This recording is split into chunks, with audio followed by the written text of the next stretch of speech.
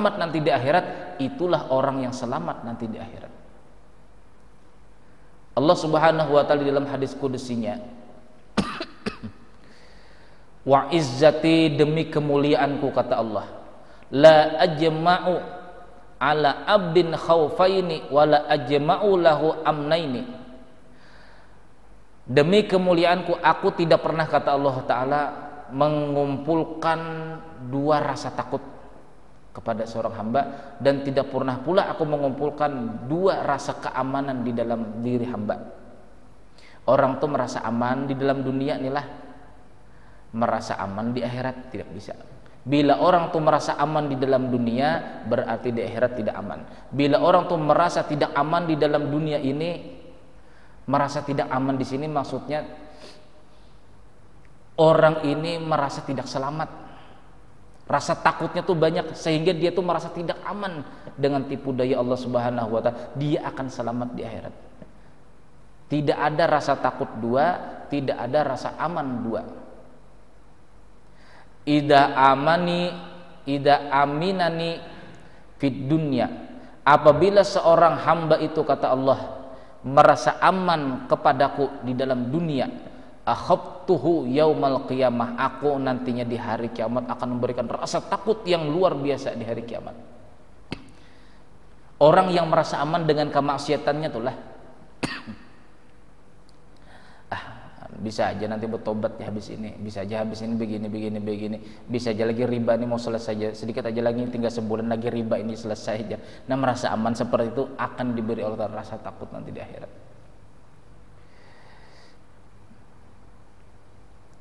Wa idza khafani fid dunya, barang siapa merasa takut kepadaku, kata Allah, di dalam dunia, amantuhu yaumal qiyamah, aku nanti akan mengamankan, merasakan apa? Memberikan keamanan kepadanya di waktu di hari kiamat. Itu kebalikannya, bila merasa di dalam dunia ini merasa selamat, orang tidak selamat di akhirat. Orang yang merasa tidak selamat di dalam dunia ini, maka di hari kiamat akan diselamatkan Allah Ta'ala.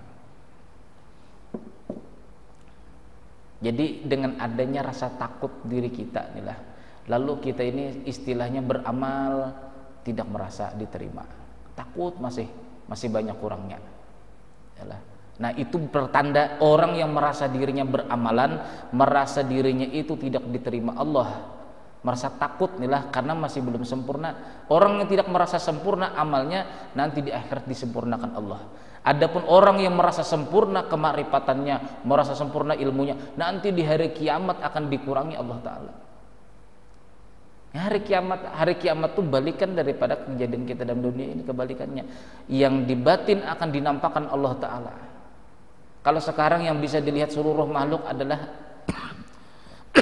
perbuatan yang zahir, yalah, perbuatan yang zahir, maksiat zahir, amal zahir, ini dilihat manusia. Tetapinya amal ibadah yang di dalam sini tidak ada yang bisa melihat terkecuali wali-wali Allah Ta'ala. Yang di dalam sini nanti akan dinampakkan Allah Ta'ala di akhirat. Di balik Allah Ta'ala nanti pekerjaan.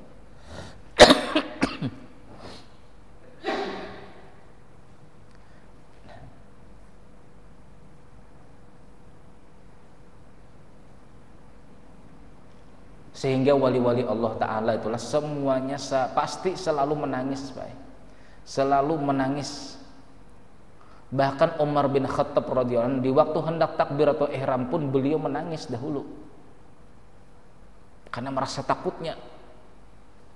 Takut nih, nah kalau mengangkat takbir ini merasa diri aku yang merasa sholat.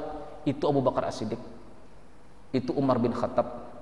Coba, nah, kalau kita Allahu Akbar merasa diri yang sholat, wah, semakin banyak sholat semakin merasa diri yang mengerjakan.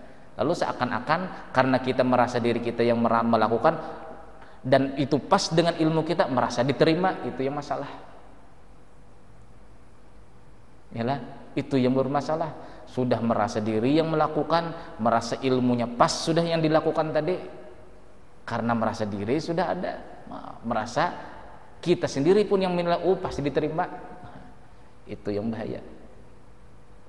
Orang yang merasa diterima amalnya di dalam dunia, nanti di akhirat tidak diterima Allah. Orang yang merasa tidak diterima karena kekurangan dirinya, yalah, maka di akhirat akan disempurnakan Allah Subhanahu wa taala. Nah, itu keamanan lah, Allah memberikan keamanan, tapi kita jangan merasa aman lah di dalam tipu daya Allah Subhanahu wa taala. Suatu ketika inilah ini amalan lagi nih lah, amalan lagi. Jadi yang pertama tadi amalan supaya aman di jalan, dihindarkan daripada musuh-musuh kita, orang-orang yang pemalak di jalan lah. Itu baca hasbunallah wa ni'mal wakil 145 kali. Kalau ingin dijaga keimanan kita, baca laqad ja'akum rasulun min anfusikum tadi 7 kali pagi, 7 kali sore. Manfaatnya ada 2. Yang pertama dijaga keimanan kita, dan nantinya apabila kita dilupakan Allah taala untuk membacanya sampai beberapa jam, kita memikirkan lah apa amalanku pada sudah bertahun-tahun nih, sampai ke sore memikirkan lagi, tidak dapat juga amalan tadi padahal bertahun-tahun sudah mengamalkan, berarti tandanya insya Allah malam itu kita akan dijemput malaikat Israel. Jadi kita sempat bertobat, oh ini rupanya sudah, ya sudah pasrah aja sudah. Coba kalau kita tidak tahu sama sekali, siapa tahu ada berencana adalah rekreasi, wah, ternyata malamnya rekreasi tadi misalnya joget-jogetan adalah pas pada waktu malamnya sakaratul maut datang, karena kita tidak tahu. Naudzubillah, naudzubillah. Tapi dengan amalan tadi itu akan diberitahu Allah Taala melalui kita akan dilelaikan dengan bacaan tadi.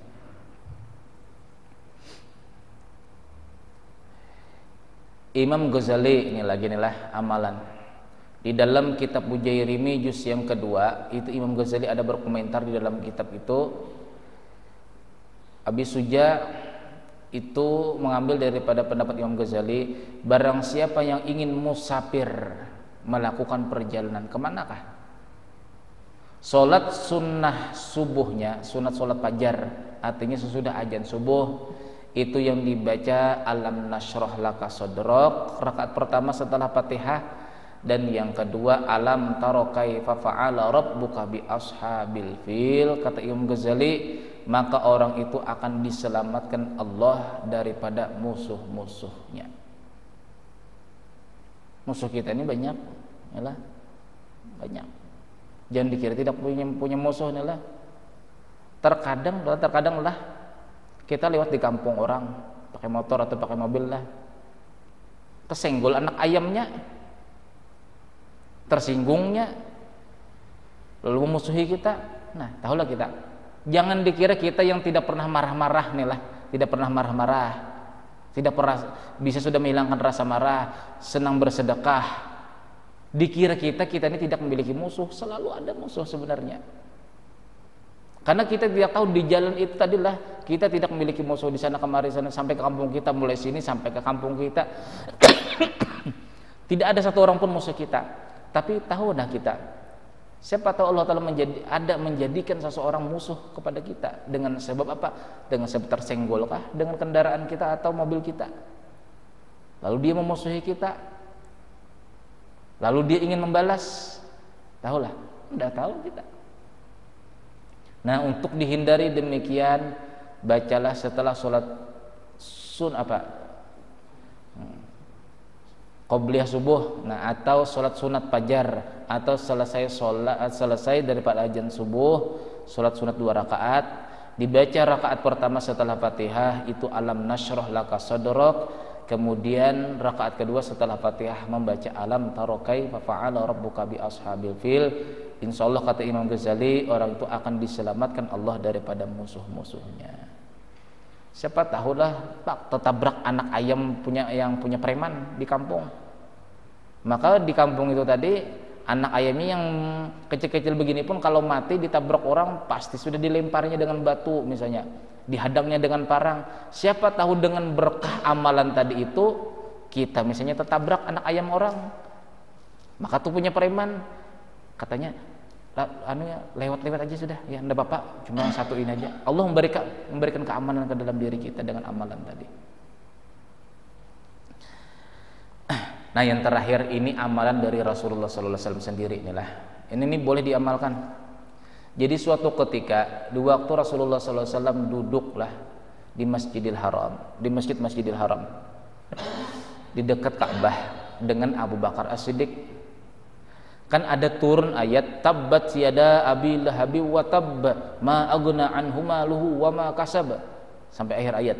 Di sana kan ada pencelaan Allah Ta'ala itulah kepada istrinya Abu Lahab. Wa mra'atuhu hammalatal hatab. Istrinya Abu Lahab itu kata Allah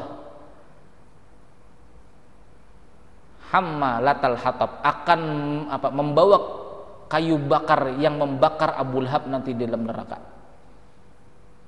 Karena tugasnya istrinya Abu Lahab yang bernama Ummu Jamil namanya, istri Abu Lahab itulah.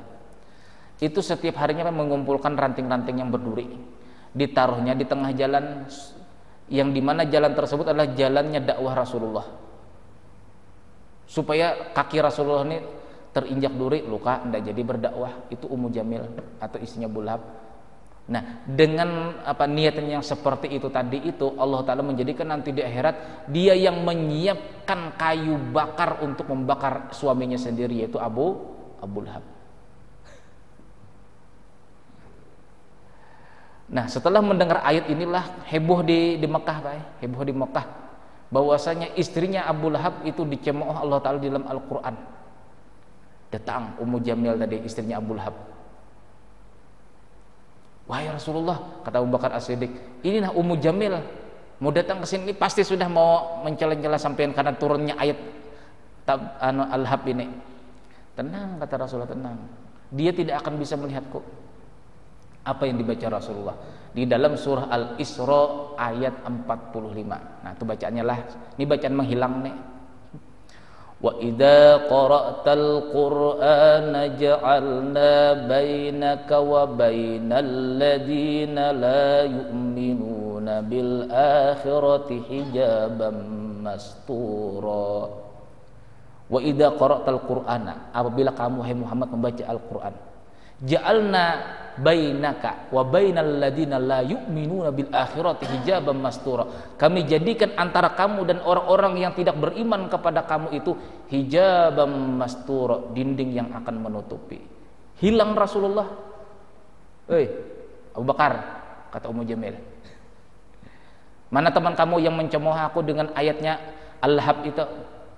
Tidak ada di sini, kata Abu Bakar As-Siddiq. Tidak ada di sini, tidak ada, beliaunya tidak ada.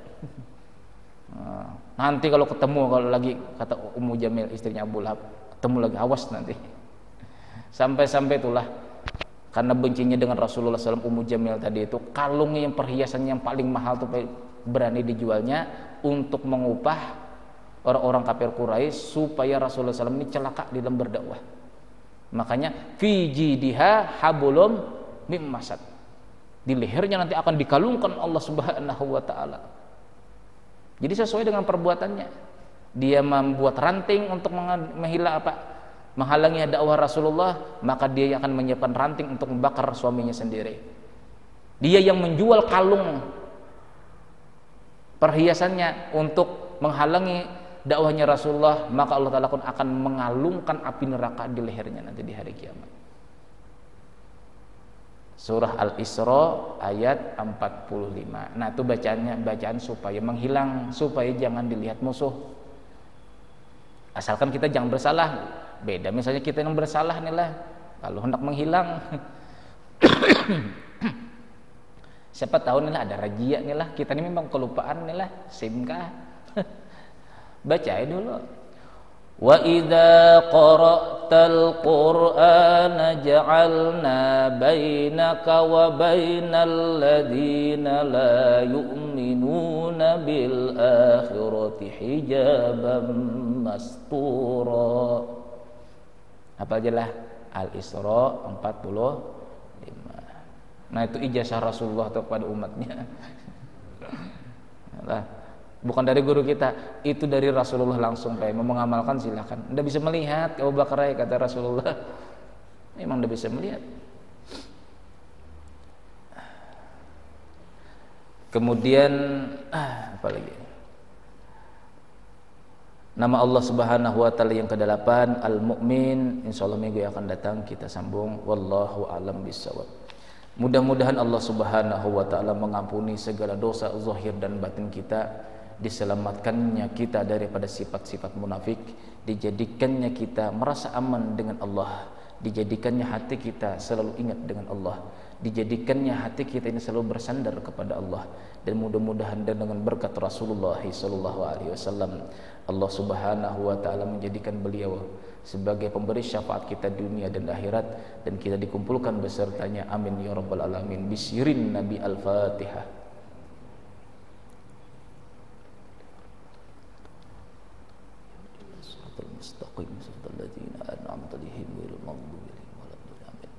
Bismillahirrahmanirrahim. Alhamdulillahirabbil alamin wassalatu wassalamu ala asyrafil anbiya'i wal mursalin sayyidina wa maulana Muhammadin wa ala alihi washabihi wa barik wasallim ajma'in.